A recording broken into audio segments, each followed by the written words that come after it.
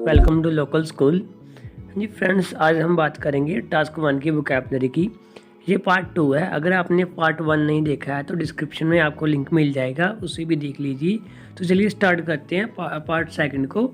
इसमें कौन से वोकैब करेंगे हम राइटिंग टास्क 1 की वोकैब करेंगे इंक्रीज़ के लिए। इंक्रीज़ के लिए हम कौन कौन से वर्ड हैं जिसे यूज़ कर सकते हैं तो जो हम एग्जामिनर को अपनी वोकैबलरी शो कर सकें। तो देखिए फ्रेंड्स, कौन कौन से वर्ड हैं। पहले बात करते हैं, जब जो इंक्रीज़ होता है वो धीरे धीरे से होता है। जैसे कि इस एग्जांपल में दिया गया है, इंक्रीज़ 3 तरीके से होता है। एक तो धीरे धीरे से, एक बहुत ही मतलब कि थोड़ा ज़्यादा, एक बहुत ज़्यादा।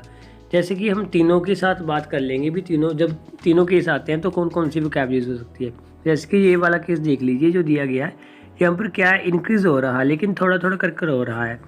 तो इसमें ऐसी जब ऐसी कोई लाइन आती है तब उसके लिए हम कौन सी वोकैब यूज़ करते हैं।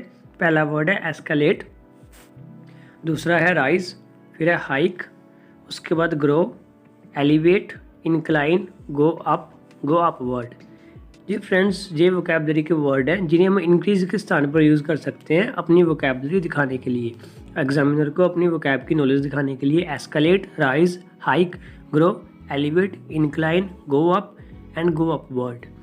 हाँ जी फ्रेंड्स, आज मैंने ना क्या किया है, इसकी ना एग्जांपल्स नहीं दी हैं कि इसे हम कैसे यूज़ कर सकते हैं। सेम है जैसे हम इंक्रीज़ को यूज़ करते हैं वैसे ही इनको यूज़ करते हैं। लेकिन जो आने वाली वीडियोज़ होंगी जब हम सैम्पल आंसर करेंगे तो मैं इन्हीं वोकैब वर्ड का यूज़ करूँगा, तब आपको बता दूँगा उस समय कि कैसे हमने इसे अपने टास्क 1 में यूज़ किया है। आज सिर्फ आप वर्ड याद कर लें ताकि आपको अच्छी वोकैब बना सकें आप अपनी। उसके बाद देखिए फ्रेंड्स, जब ना शार्प इंक्रीज़ होता है, एकदम से इंक्रीज़ हो जाए, जैसा कि इस ग्राफ में दिखाया गया है, ये क्या है, एकदम से शार्प इंक्रीज़ हुआ है, उसके बाद फिर शार्प इंक्रीज़ हुआ है थोड़ा सा गिरने के बाद। सो फ्रेंड्स, इसे देखिए क्या कहते हैं जब ये शार्प इंक्रीज़ होता है, उसे कहते हैं सोर। क्या कहते हैं? Soar, spike, surge, leap and jump. इन पांचों वर्डों में से कोई भी याद कर लो 2-3। तो जब क्यों शार्प इंक्रीज़ होता है तब इन्हीं वर्डों का यूज़ करना है। आप ऊपर दिए गए वर्ड का भी यूज़ कर सकते हैं, लेकिन उनके साथ आपको एडजेक्टिव लगाना पड़ेगा, एडवर्ब लगानी पड़ेगी, जो हम आगे बताएंगे भी वो लगा कर भी आप कर सकते हैं। आपको इनकी डिटेल एग्जांपल्स हैं जो एक सैम्पल आंसर में मिल जाएगी, जो हम टास्क 1 का आगे अपलोड करेंगे तब हम सभी की डिटेल से देखेंगे कैसे हम इसे अपने एग्जांपल में यूज़ कर रहे हैं विद अवर ग्राफ के साथ देखेंगे तब। तो देखिए उसके बाद क्या आता है, वेरी शार्प इंक्रीज, जब बहुत ही तेज़ी से एकदम से बढ़ जाए, एकदम से बढ़ जाए। देखिए जैसे जिस ग्राफ में दिया गया है एकदम से बढ़ गई है सेल्स, जो कुछ भी है जो डाटा दिया गया है वो एकदम से बढ़ जाए तो उसे शार्प इंक्रीज कहते हैं। उसको लिखने के कौन से वर्ड है, देखिए स्काई रॉकेट लिख सकते हैं, ये आपको मालूम होगा। स्काई रॉकेट आप तभी यूज़ करना जब जो आपकी जो डाटा दिया गया है वो एकदम से बढ़ जाए। उसके बाद बूम लिख सकते हैं, टेक ए क्वांटम जंप लिख सकते हैं, राइज एट ए गैल्पिंग पेस। गैल्प पता क्या होता है? गैल्पिंग होता है भी घोड़े की चाल को गैल्प कहा जाता है। तो गैल्पिंग पेस क्या होता है? घोड़ा बहुत तेज़ दौड़ता है ना, तो उसी से ये फ्रेज बना है, राइज एट ए गैल्पिंग पेस, मतलब कि जो उसकी गति से जो अपनी सेल है वो बढ़ चुकी है। शूट अप या फिर शूट अप बोल सकते हैं। इन पांचों में से कुछ भी याद कर लो, 2 याद कर लो, क्योंकि कई बार क्या होता है ना, आपको जो लाइन ग्राफ दिया जाता है उसमें ऐसे अप्स एंड डाउन आते हैं, तब आपको एक से ज़्यादा वोकैबलरी चाहिए होती है ताकि जो एग्जामिनर को मालूम हो सके कि आपको अच्छी नॉलेज है वोकैबलरी की। सो उसके बाद देखिए ये तो इंक्रीज था। अब बात करेंगे डिक्रीज की। जब सेल्स वगैरह जब अपना डाटा दिया जाता है लाइन ग्राफ में, जब वो डिक्रीज होता है तो क्या क्या यूज़ कर सकते हैं। देखिए ये नॉर्मल डिक्रीज है, जैसे थोड़ा हो गया उसके बाद थोड़ा, फिर उसके बाद इसे नॉर्मल कहते हैं। जैसे हमने 3 करा है, इंक्रीज थोड़ा सा बढ़ना, फिर और बढ़ना, फिर एकदम से बढ़ जाना, ऐसे ही डिक्रीज होता है, थोड़ा सा डिगना, थोड़ा और ज़्यादा डिगना और फिर बिल्कुल डिग जाना। तो देखिए वो क्या कौन से वर्ड हैं जिन्हें हम डिक्रीज के स्थान पर यूज़ कर सकते हैं। पहला क्या है? डिक्लाइन, उसके बाद है डिविंडल, फिर ड्रॉप, फिर dip, fall, shrink, slump, slide, go downward. ये वर्ड हैं जिसे हम डिक्लाइन के स्थान पर लिख सकते हैं, डिक्रीज के स्थान पर लिख सकते हैं। Decline, dwindle, drop, dip, fall, shrink, slump, slide and go downward.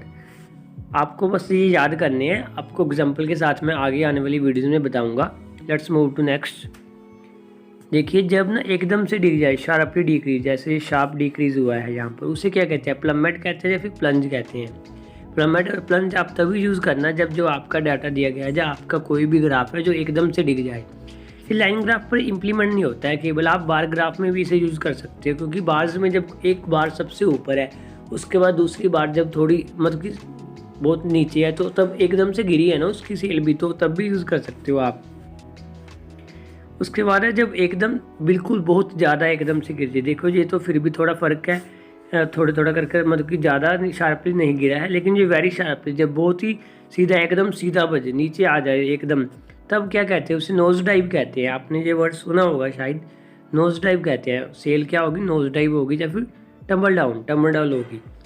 आप डोंट वरी, आप इसकी टेंशन ना करें कि हमने एग्जांपल्स नहीं कराई, बिकॉज अगर इस समय इसके एग्जांपल्स बताने लगते तो क्या है, एक तो समय बहुत बर्बाद हो जाता है, ऊपर से क्या होता है कि इसमें आपको समझ नहीं आता। जब आपके पास पूरा एक टास्क 1 होगा डिटेल में, जब आप उसको लिखेंगे उसे देखेंगे फिर आप इजीली आपको याद हो जाएंगी। आपका सिर्फ आज की वीडियो में आपका यही काम है कि आप इन वर्ड्स को याद कर लें, 3-3 4-4 वर्ड हर एक में याद करेंगे तो आपके लिए अच्छा होगा। आगे आपको पता होगा जब हम ग्राफ लिखेंगे तो आपको बार बार अपने मतलब कि रिमाइंड करने की ज़रूरत नहीं होगी, आपको कंफ्यूज होने की ज़रूरत नहीं होगी कि हम क्या यूज़ कर रहे हैं। बिकॉज अगर आपने ये वीडियो देखी हुई है तो आपको पता है कि शार्प डिक्रीज़ हुआ है इसीलिए मैंने ये लिखा है, अगर इंक्रीज़ हुआ है तो इसीलिए मैंने ये लिखा है।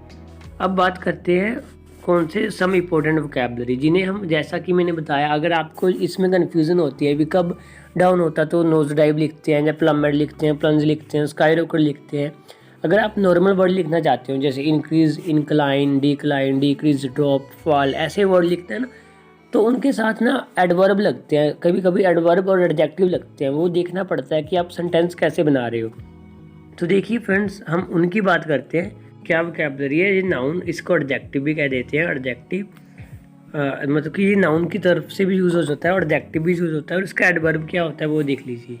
देखिए पहले हम बात करेंगे जब सेल्स है ना हौली धीरे धीरे से बढ़ रही है या कम हो रही है, उस समय हम स्लो, ग्रेजुअल, या फिर जब एडवर्ब लिखना है स्लोली और ग्रेजुअली, इन दोनों का क्या मीनिंग होता है, धीरे धीरे से, मतलब कि धीरे धीरे से। उसके बाद आता है लगातार, जब जो आपकी डाटा दिया गया है वो लगातार बढ़ रहा है, लगातार कम हो रहा है, तो उस समय क्या लिख सकते हैं, कॉन्टीन्यूसली लिख सकते हैं, स्टेडली लिख सकते हैं, इंसिस्टेंटली लिख सकते हैं। इंसिस्टेंटली, स्टेडली एंड कंटिन्यूसली, ये तीनों वर्ड हम यूज़ कर सकते हैं किसके लिए, लगातार के लिए, जब जो डाटा है हमारा जो कंटिन्यूस में चल रहा है, लगातार हो रहा है कोई कार्य। उसके बाद देखिए स्लाइट। स्लाइट क्या होता है, स्लाइट होता है बहुत थोड़ा सा, मतलब कि माइनर सा बढ़ा है, जैसे जो बिल्कुल 2-4 पॉइंट बढ़ा है या एक आधा पॉइंट बढ़ा है उसे स्लाइट, मार्जिनल, इन दोनों वर्डों का यूज़ करेंगे। जब स्लाइटली और मार्जिनली कहाँ पर आता है, जब सेल्स जो डाटा है थोड़ा सा बढ़ा है या घटा है, दोनों के साथ आएगा। स्लाइटली इंक्रीज और स्लाइटली डिक्रीज, मार्जिनली इंक्रीज और मार्जिनली डिक्रीज। उसके बाद देखिए, उसके बाद आता है बहुत ज़्यादा। जब होता है ना कि आपको बहुत ज़्यादा, मतलब कि बहुत ज़्यादा चेंज देखने को मिला है, बहुत ज़्यादा जो अपनी सेल्स है इंक्रीज़ हो गई है या बहुत ज़्यादा डिक्रीज़ हो गई है, तो उनके लिए ये वर्ड है। पहले सिग्निफिकेंटली, सिग्निफिकेंट जो नाउन है या एडजेक्टिव कह सकते हैं, उसके बाद significantly, considerably, substantially, sorry LY आएगा साथ में, ट्रिमेंडसली, मैसिवली, एक्सपोटेंशियली एंड इनॉर्मसली, ये वर्ड है, इन्हें आप याद कर ले। इमेंसली, सारे वर्ड याद करने की आवश्यकता नहीं है, 2-4 वर्ड याद कर लो ताकि जो आपको एक अच्छा ऐसे लिख सकें जिसमें आप अच्छी वोकैब पा सकें। सो देखिए टास्क 1 क्या है ना, टास्क 1 तो आपकी उंगलियों पर रटा होना चाहिए। 6 और 7 टाइप के टास्क 1 होते हैं, उनमें से क्या होता है 2-3 तो आपस में मिलते होते हैं, जैसे लाइन बार ग्राफ होगा, इसको लिखना सेम होता है। पाई चार्ट होगा, ये थोड़ा डिफरेंट होता है, लेकिन ज़्यादातर लाइन और बार ग्राफ से सेम होता है। रही बात फ्लो चार्ट और पिक्चर की, वो दोनों लिखने, मतलब कि फ्लो चार्ट में तो सिंपल होता है, और जो अपना पिक्चर चार्ट है उसकी स्पेशल वोकैबुलरी होती है जो हम करवाएंगे, उसकी स्पेशल, मतलब कि जो आपको अच्छा, अगर आपको मैप आ जाता है ना तो आप उस वोकैबुलरी को कर लो, जो मैं अपने आने वाली वीडियोज़ में कराऊंगा। इसलिए आपको जो पहला फ़र्ज़ है, आप इस चैनल को सब्सक्राइब कर लें ताकि आपको आने वाली वीडियोज़ मिल सके।